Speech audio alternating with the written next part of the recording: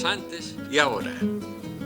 Programa histórico, cultural, una mirada al pasado, una visión del presente. Programa de 1 hora de duración que se transmite por Canal 4, Cabletel, Mercedes, Corrientes.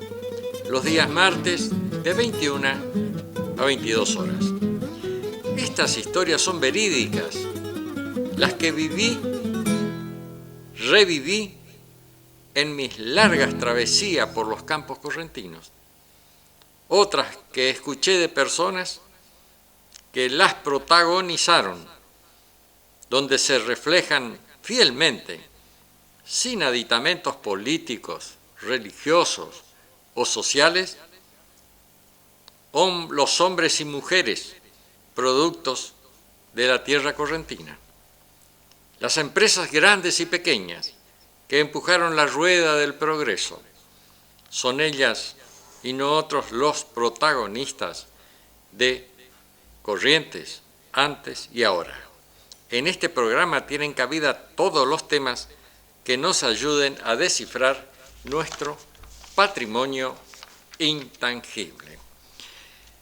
Agradecimientos a todos los que nos envían material, nos envían saludos, algunas felicitaciones también, al señor Tunino Lugo, quien selecciona el tema musical para este programa, a Griselda, que ordena el material, y a José María, quien maneja las cámaras con gran sapiencia. Entonces, también quiero hoy decir que iba a estar en nuestro programa, en este programa, Graciela Díaz Pérez, ex directora de Cultura Municipal de otro gobierno, que escribió una muy buena historia sobre una persona acá de Mercedes, pero por el tema de la pandemia, acá no usamos barbijo, y entonces decidimos posponer su visita, porque iba a estar ella, y cuando venga va a estar también el hijo de esa persona que ella escribió la historia.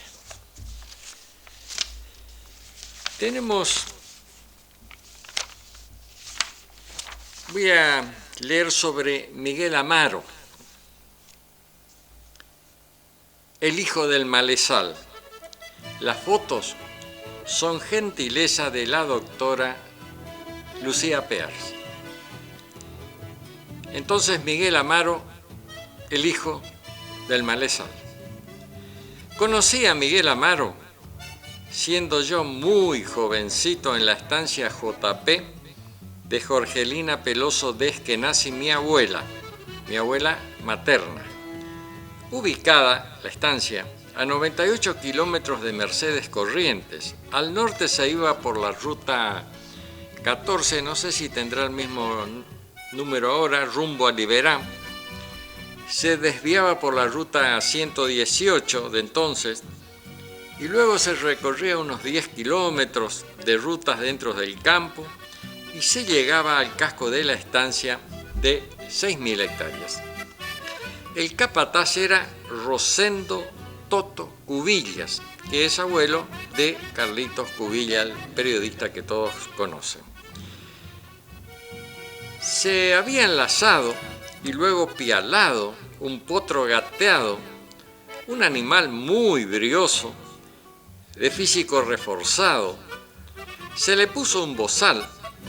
Cuando el animal se reincorporó, quiso escapar, pero 2 peones mensuales lo retenían por el cabresto y el animal se tiraba para atrás, se caía y se levantaba.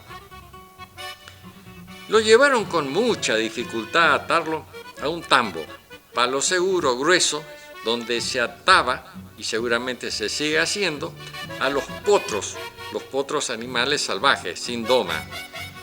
Lo ataron contra el palo, bien cortito el cabresto, para que no tenga posibilidad de tirarse para atrás y posiblemente descogotarse. El potro relinchaba, de su boca salía una gruesa espuma, un animal salvaje y muy fuerte que hacía lo imposible para liberarse de la opresión. Don Miguel Amaro, recolutador, había venido a buscarlo, porque el animal pertenecía a los hermanos Chervin, de una estancia aledaña.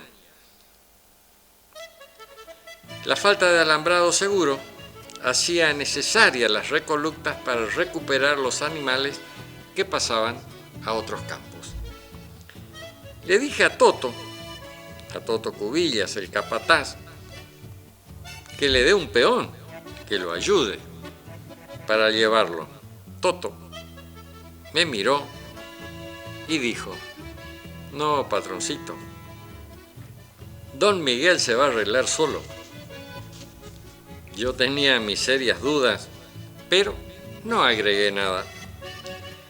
Vi a Miguel caminar lentamente hacia el palenque.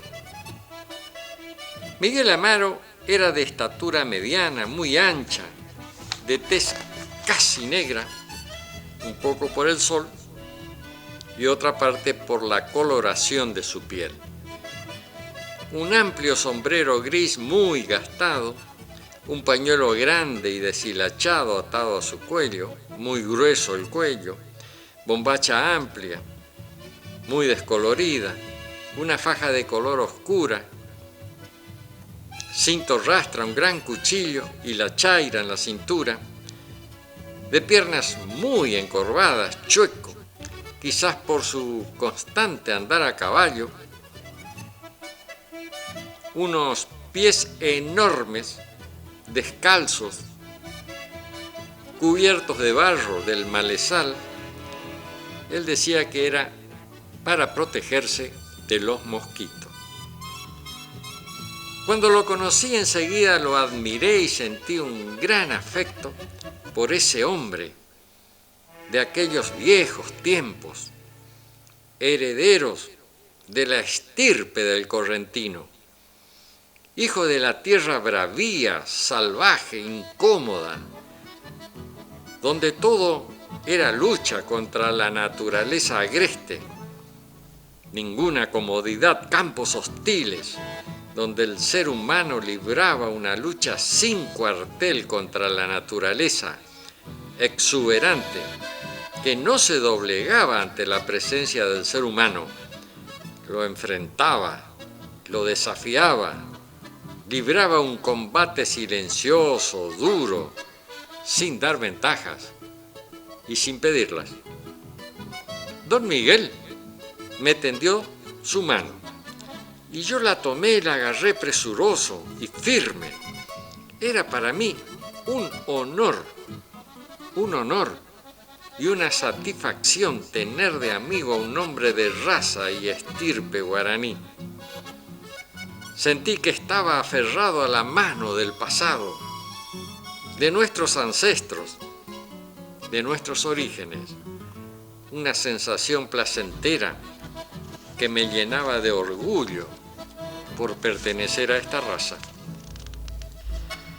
Lo último que vi antes de subir a mi caballo y dirigirme a los corrales donde debíamos vacunar el ganado del potrero 3, fue que don Miguel se acercaba al animal que estaba atado al tambo, que se revolcaba y le hablaba en un lenguaje que yo no entendía. Estábamos en el corral, más o menos había transcurrido una hora, y vi llegar a don Miguel con el potro, que lo traía de tiro, como un caballo manso, dócil. Nada quedaba de aquel animal salvaje que se tiraba y se revolcaba, ahora obedecía a su amo, a don Miguel, que parecía en verdad que tenía un poder sobre los animales, un poder que nadie me lo contó, que lo vi. En otros relatos voy a seguir historiando más cosas casi fantásticas de este hijo del malezal, don Miguel Amaro, que ahora lo estamos recordando entonces en este programa. Ahora vamos a ver un video que lo hizo la periodista Romina Lugo sobre Bruno Dreus. Es un homenaje.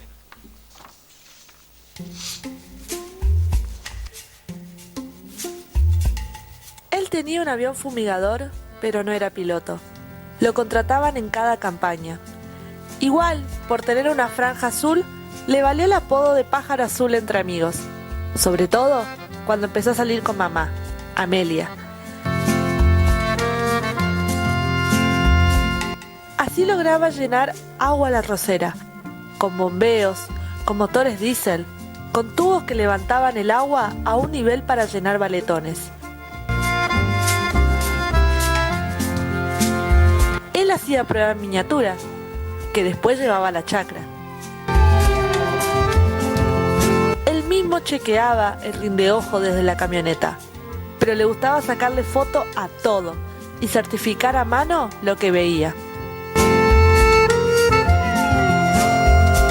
Adolfo, Carlos y Walter participaban de la guada. Cuando llovía rompía los pasos del ladrón para que las tapias no se destruyeran y el agua corra controlada.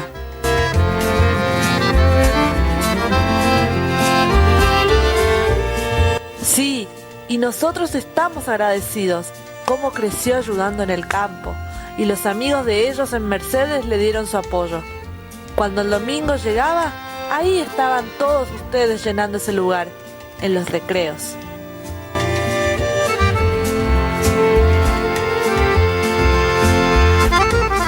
¿De cómo crecimos? Decía, las cosechadoras fueron cambiando. Una Senor por 2 Magnano.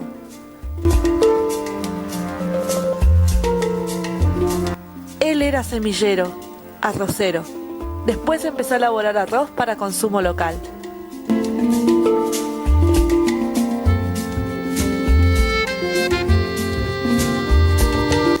Sí, los recuerdos de una época buena para todo Mercedes. El arroz sin gamer, Club de Leones en plenitud, la rural en apogeo, envidiada en otros lares. La gente buena que había con grandes valores que hoy extrañamos.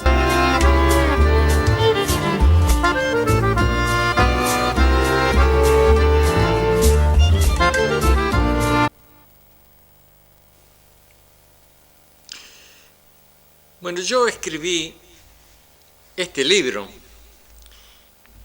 La epopeya del arroz, el largo camino a las góndolas, que fue presentado en la Sociedad Rural acá de Mercedes, en el local social, y también en Corrientes, en el Salón de Oste.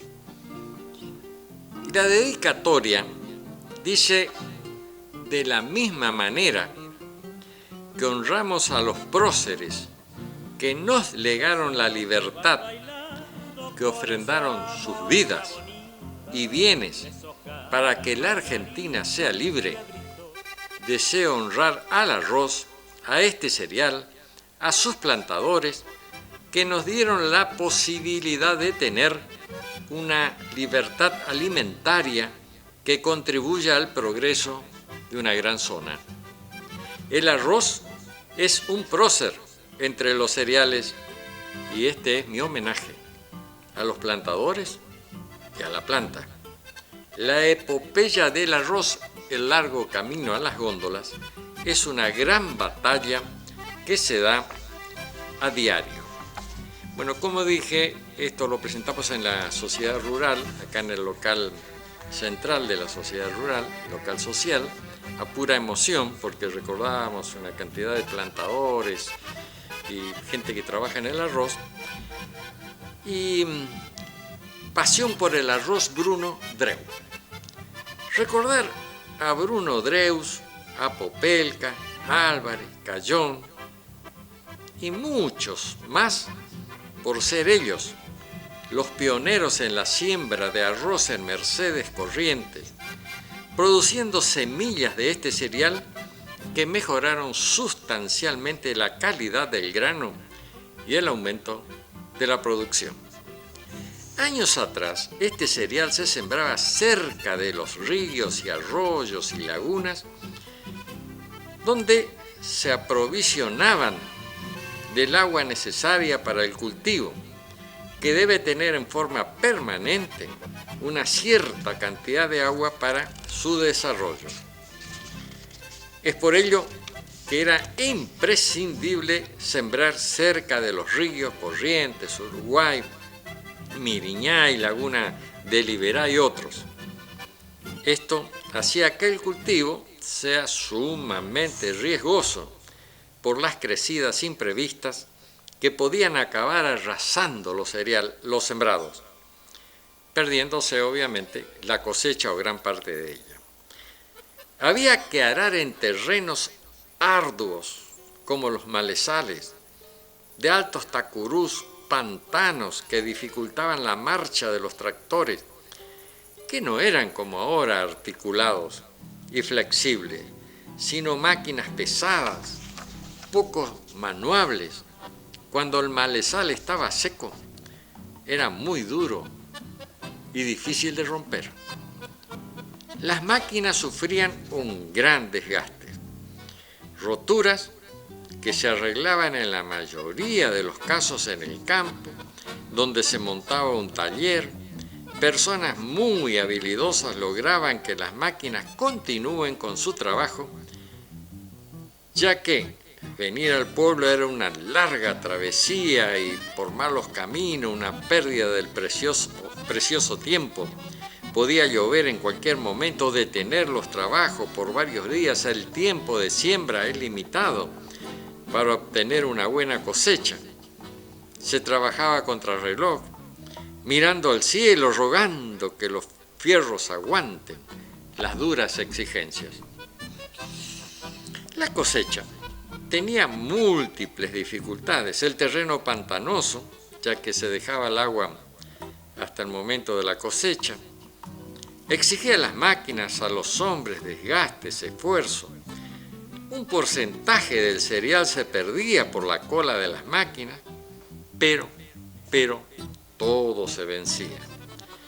La determinación de cosechar arroz impulsaba a los arroceros.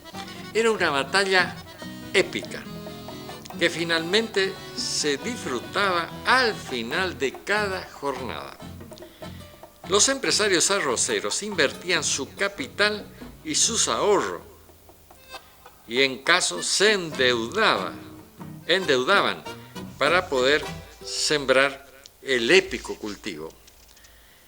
La pasión por el arroz impulsaba a estos hombres que no sabían de descanso, que vencían las dificultades y que no descansaban hasta que el blanco cereal era depositado en los hilos.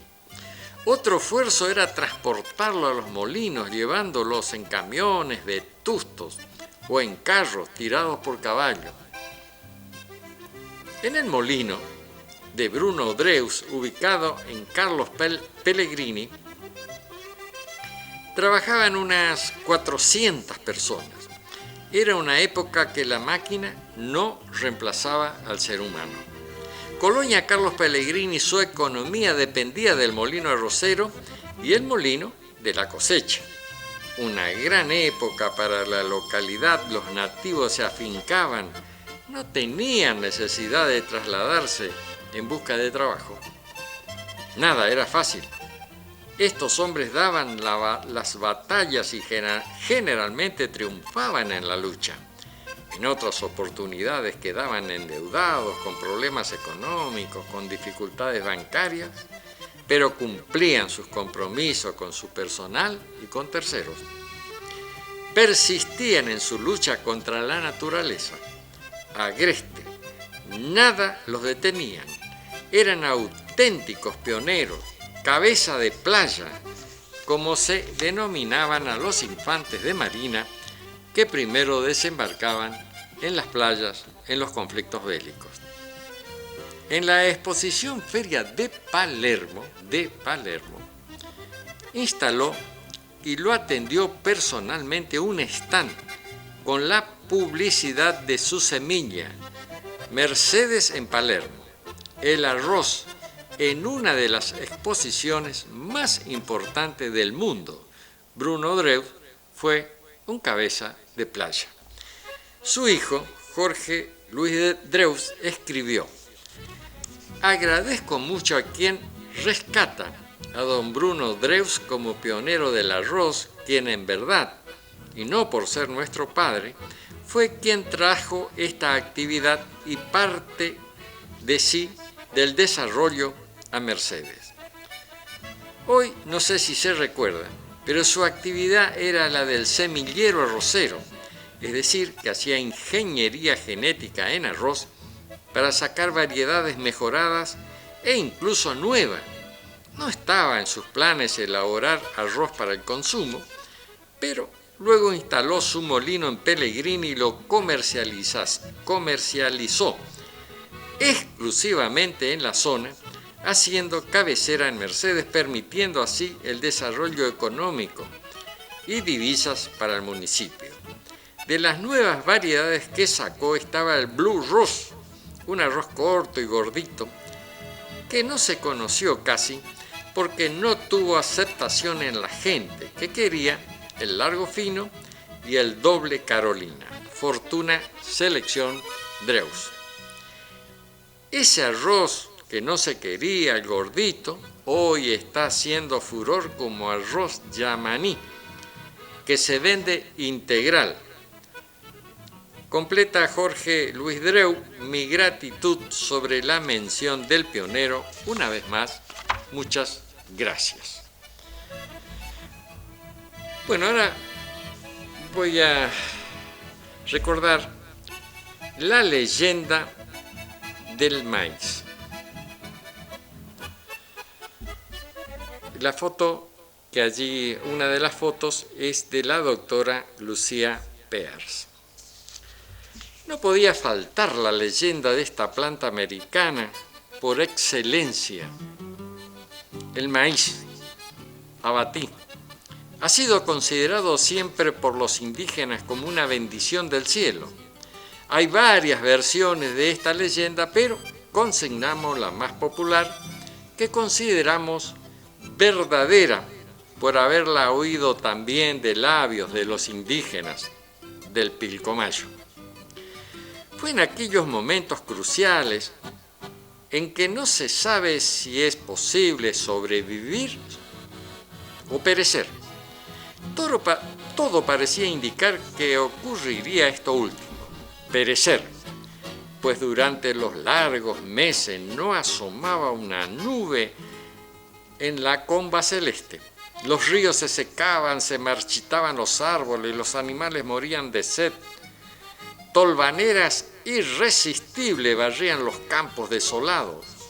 El pueblo paciente, al principio desesperado, enloquecía.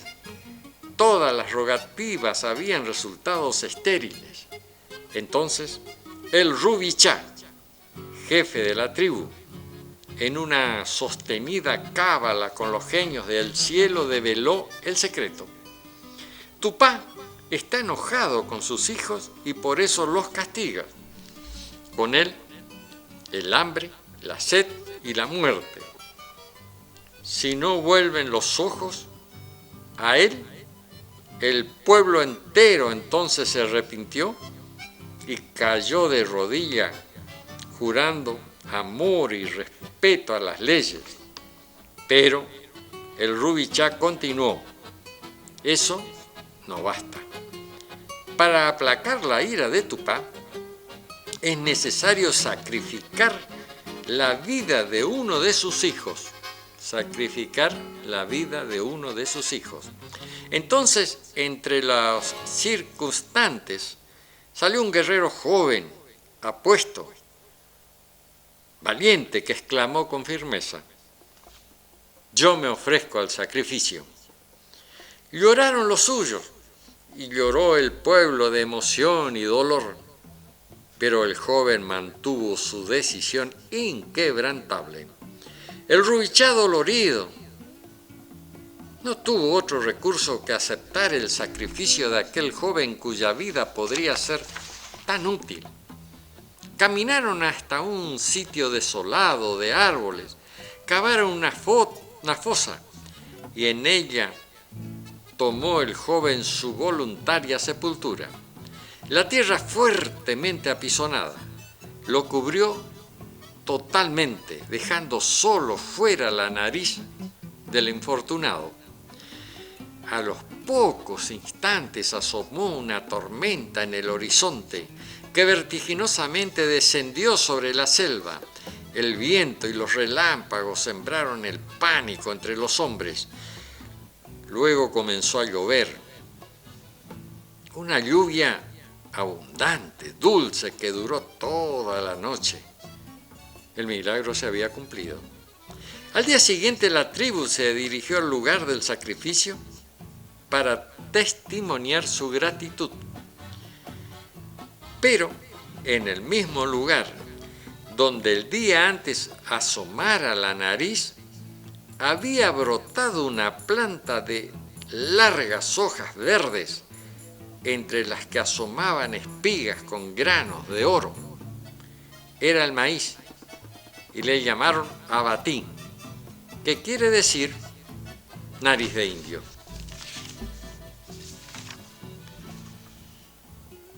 Ahora me voy a referir a la historia de Ramón de los Esteros del Iberá. Los Esteros del Iberá es uno de los dos humedales más grandes al sur del trópico de Capricornio, con una superficie de 12.000 kilómetros cuadrados. La combinación de varios factores hace de los esteros del Iberá un ecosistema único y globalmente significativo. Al margen de su tamaño, el Iberá es también el único humedal importante del globo cuyos aportes hidrológicos se reducen al agua de lluvia.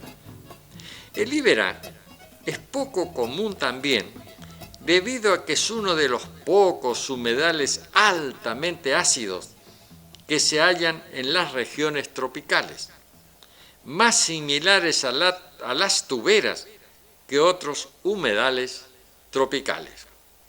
La parte central de los esteros está formada por pantanos y lagos pocos profundos. Una frondosa vegetación acuática crece en los pantanos y en los lagos, cubriendo una extensa zona con ortiga acuática, caña y camalote. En el borde de los lagos se hallan franjas de vegetación flotante que se denominan embalsados.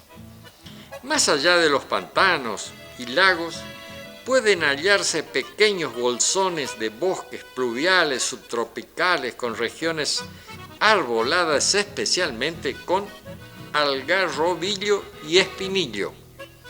La diversidad de la fauna terrestre en los esteros del Iberá es significativa, con 85 especies de mamíferos, 35 reptiles y 40 anfibios. La gran diversidad de las especies de aves, más de 350 especies. Más de 350 especies que habitan el Iberá transforma los esteros en un lugar de primer nivel para el avistaje de aves en el mundo. La biodiversidad acuática está representada por más de 80 especies de peces incluyendo ejemplares carnívoros, como la famosa piraña. Es una importante área de desove para especies migratorias como el sábalo y el dorado. De la región que rodea los esteros de Liberá, con una población estimada en aquel entonces en 17.000 habitantes, y solo 3.000 viven dentro de los límites de Liberá. Debajo de los esteros de Liberá, a cientos de metros de profundidad, se encuentra el famosísimo acuífero Guaraní, una de las mayores reservas de agua del mundo, de agua subterránea, de agua dulce. Un trascendido indica que habría también petróleo. Recorriendo los deslumbrantes y misteriosos esteros, llenos de leyendas que subyugan a propios y extraños, el doctor Jorge Bullman, ejecutivo entonces de una firma agropecuaria que estuvo realizando un estudio sobre la pobreza en Corrientes en una isla flotante, encontró a Ramón, con quien mantuvo el siguiente diálogo. ¿Qué edad tenés? 28 años. ¿Cuánto hace que estás en los esteros? Toda mi vida. ¿Viviste alguna vez en la ciudad? Viví y disparé. ¿Con qué te iluminas? Con el sol y la luna. ¿Qué comes? Carpincho y sábalo. ¿Con qué prendes fuego? Con un fueguito. ¿Escuchás radio? Sí, escucho. ¿Fuiste alguna vez a la escuela? No contestó. ¿Tenés armas para cazar? No. Cazo con una fija y un palo. Cuando tenés miedo, ¿dónde te metes? Me meto en el agua. Me escondo como el carpincho entre el junco y los embalsados. ¿Hablas con la gente? Muy poco. Luego de este diálogo es que nos preguntamos cuántos de esos correntinos tenemos como Ramón, que está solo en los esteros, no come harina, no consume azúcar, si se enferma se cura o se muere, no tiene luz, duerme como los animales, cuando sale el sol se despierta, cuando cae se duerme. Ramón de Liberá y otros Ramones esperan. ¿Les alcanzará la vida? ¿O sus huesos serán mudos testigos de un país con líderes, profesores en demagogia, maestros en corrupción? Ramón aguarda. No está solo. Lo acompañan la fauna y la flora de los inmensamente bellos esteros de Liberá. El humedal es su reino y su hábitat. No lo carcome la duda. La esperanza no lo desvela. ¿Es un ser humano? Sí, es un ser humano. Es Ramón de los esteros de Liberá. Bueno, tenemos entonces una canción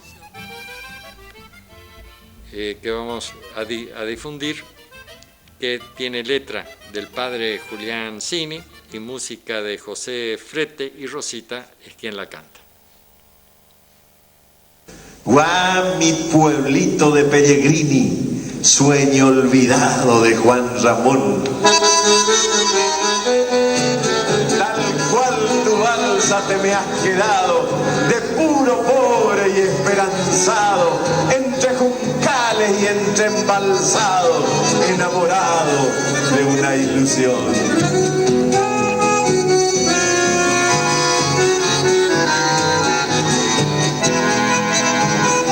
Azul el viento de tu laguna, azul tu cielo y en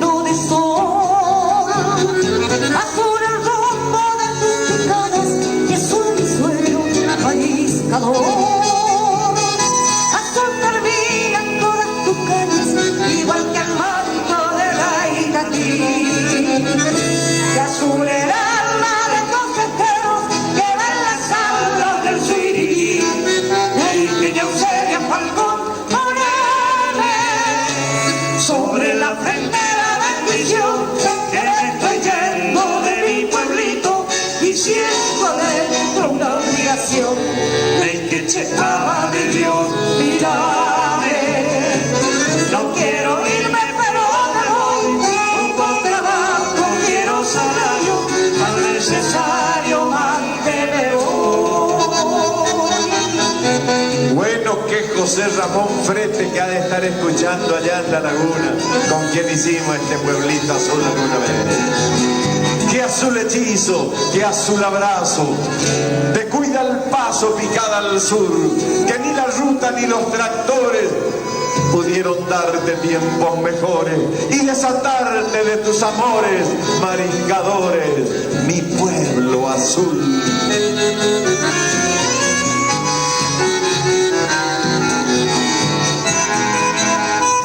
Azul el humo de tu pobreza sobre el fogón del atardecer, y azul la noche de la injusticia que no respeta el yacaré. Azul la tumba del angelito, rojo el pañuelo de su taita, y azul el vado de la rosera que chupa caña hasta el Zapugay.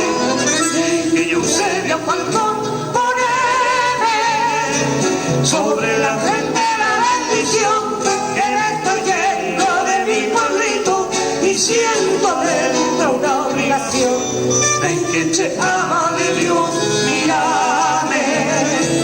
No quiero irme, pero me voy, con trabajo quiero salario, al necesario mantener hoy. Que ya Eusebia Falcón, poneme sobre la frente la bendición.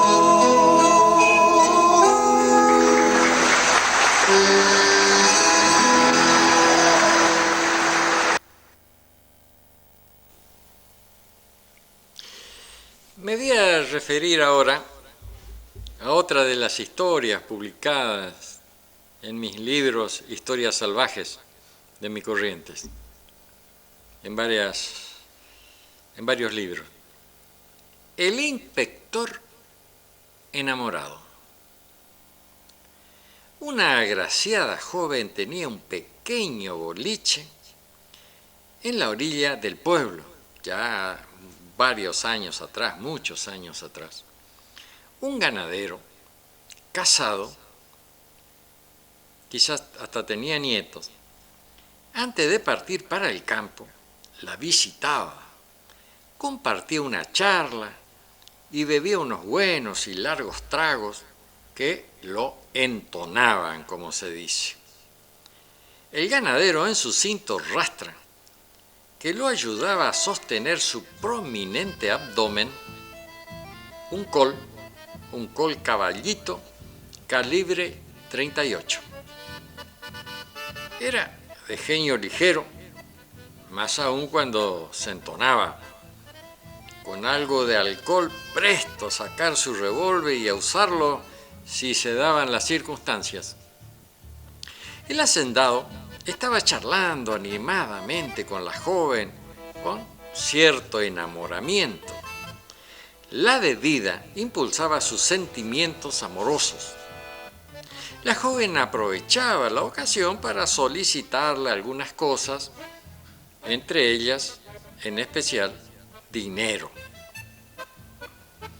Cuando un auto pequeño de modelo viejo estacionó frente al local del despacho de mercaderías, el ganadero, para no ser visto, no quería que su esposa se entere de su visita al pequeño negocio de la mujer. Entró a la habitación continua que tenía una cortina como puerta.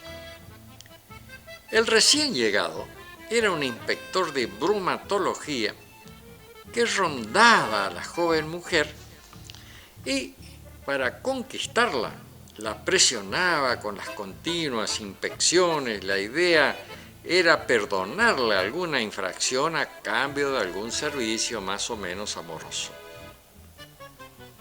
Era habitual en el inspector presionar o coimear directamente a los comerciantes que visitaba. Llevaba consigo una lata de sardinas herrumbrada con olor, en estado de descomposición, que en un descuido del comerciante la ponía en el estante, la plantaba y simulaba que la sacaba de allí. De esta manera obtenía algunos pesos del comerciante al cambio de no hacerle una multa o directamente clausurarle el local. Ingresó al rancho, techo de paja, paredes de adobe, propiedad de la bella mujer. «Buenos días, señorita», dijo, y comenzó a revisar los estantes sin pedir permiso. Los estantes casi no tenían mercaderías, solo algunas botellas de bebida, que es lo que más requerían los clientes de ese tipo de negocio. Vamos a ver en qué estado están las mercaderías para la venta, vamos a ver, dijo el inspector con voz aflautada y comenzó a revisar supuestamente con esmero. Tenía preparada la jugada, plantar esa lata. Esta lata está en muy mal estado, repitió. Una lata de sardinas hinchada, en evidente estado de descomposición. Era la lata que trajo para apremiar a la bella mujer. Esta lata está en muy mal estado, muy mal. Debo hacer una multa, de mucho monto, ¿eh?, dijo luego de una pausa. Una multa que se puede perdonar, dijo el inspector mirando a la joven a los ojos. Se puede perdonar a cambio de... Dejó inconclusa la frase y se acercó a la chica con la lata en la mano, prueba del delito. Esta lata está en pésimo estado y es muy peligrosa para la venta. Es peligrosísima. Está en un muy mal estado, repitió. Si alguien come esto, va derecho al cementerio, dijo el inspector para presionar aún más a la mujer, que no sabía qué responder. En realidad era bastante cierto lo que decía. La mujer estaba como acorralada, abrumada con la acusación del inspector y más aún con la evidencia de la lata, que ella no sabía de dónde había salido esa lata. Fue entonces cuando hizo su aparición el ganadero, que salió de la habitación y le dijo con voz estridente, acicateada por el alcohol: «La lata está bien». El sorprendido inspector replicó: «No, señor, está descompuesta». El ganadero, revólver en mano, le dijo: «¡Abra la lata, carajo! ¡Ábrala!». El inspector, atemorizado, abrió la lata. «¡Cómala! ¡Cómala!». «No, me va a matar. Está muy descompuesta». «¡Comas, carajo!», dijo en tono imperativo el hacendado al tiempo que montaba su arma con un aterrador clic. «Si no te mata la lata, te va a matar este fierro. Este fierro», dijo exhibiendo el caballito. El inspector comenzó a temblar y empezó a comer la sardina en mal estado, en pésimo estado, con una expresión de miedo y asco. Comía lentamente, con dificultad para tragar. La presencia cercana del revólver lo impulsaba a continuar. Comía con una mueca de terror, rechazo. pero comía. La cercanía del 38 lo impulsaba a continuar. El ganadero le dio un pan, pasarle el pan dentro de la lata. A lo que el inspector temblando dijo, no, no. Se escuchó un estruendo. La bala del 38 se incrustó en el techo de paja. El inspector, aterrorizado, pasó el pan por dentro de la lata rápidamente. El miedo no lo dejaba razonar ni pensar.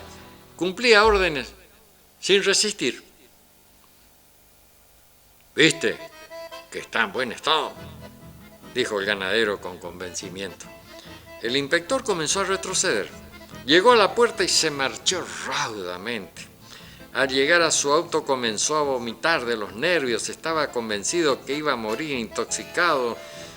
No encontraba la llave del auto. Su cuerpo se convulsionaba a cada nuevo vómito, que es lo que le salvó la vida de una intoxicación mortal.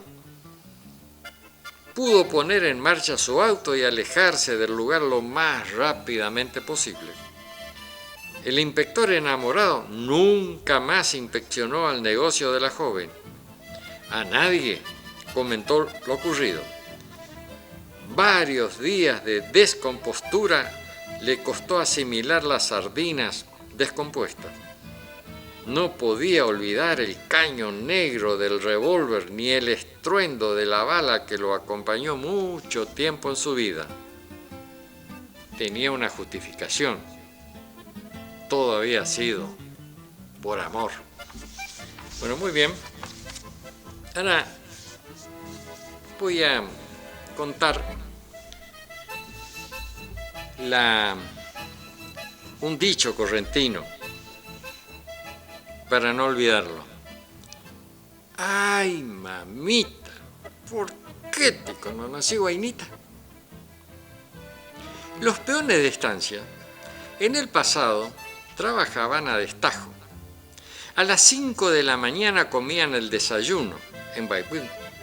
Carne generalmente de oveja vieja o de capones, animales de más de 50 kilos, gordos o muy gordos. Se le sacaba la pulpa del cuarto y sin desgrasar, en trozos medianos se lo freía en grasa en la olla de hierro con fuego de leña. La grasa se hacía sacando de la riñonada la grasa de la oveja, se la freía, se la filtraba y se la ponía dentro de un tarro y de allí con eso se cocinaba. Obviamente reemplazaba al aceite. Estas fotos también son que nos envió con gentileza la doctora Lucía Peers. Bueno, entonces, como dije, se freía en grasa en ollas de hierro con fuego de leña. Casi nunca le ponían cebolla porque en las grandes estancias no se hacían chacras, en especial porque el personal no quería ese tipo de trabajo.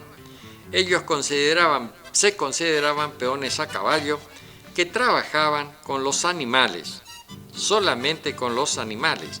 Parecía que el trabajo de mover la tierra era como rebajarse. Yo me acuerdo que en una de las estancias, en un lugar donde en un dormidero de las vacas y también de las ovejas, hicimos un alambrado, allí aramos y aproveché que estaba de peón ahí alguien que era de la zona del Payubre, que sabían carpir y trabajaban siempre en chacra, y bueno, él sembró sandía, melón, zapallo y batata, que eso se empezó a emplear en los locros.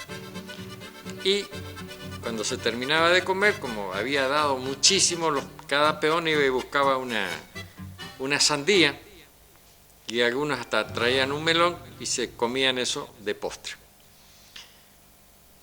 Bueno, el próximo año, el año siguiente, hicimos arar Y entonces le dije a los peones, bueno, vamos a ver si sembramos un poco de sandía, de todas estas cosas para que ustedes coman. Pero no, patrón, dice, nosotros somos peones de a caballo, yo soy de a caballo, no me gusta la asada. Bueno, no pudimos sembrar más. Bueno, como decía, una vez frita la carne, se salaba con sal gruesa, cuidando no excederse o que le falte para evitar la protesta de los peones que buscaban algún pretexto para emitir por lo bajo alguna crítica.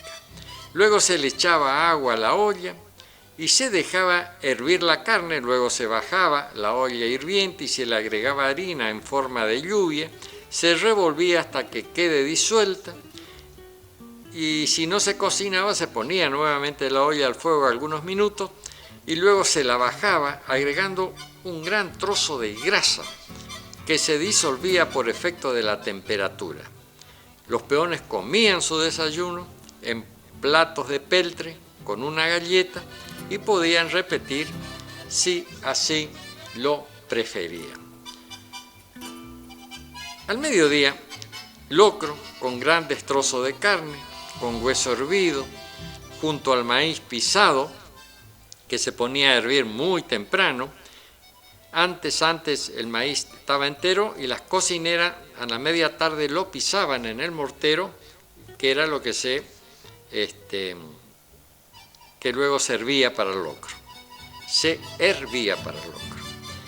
Bueno, se comía, se conversaba, los perros cerca de la mesa esperando algo de comida, que los peones le tiraban ahí nomás los huesos, que se coman esto.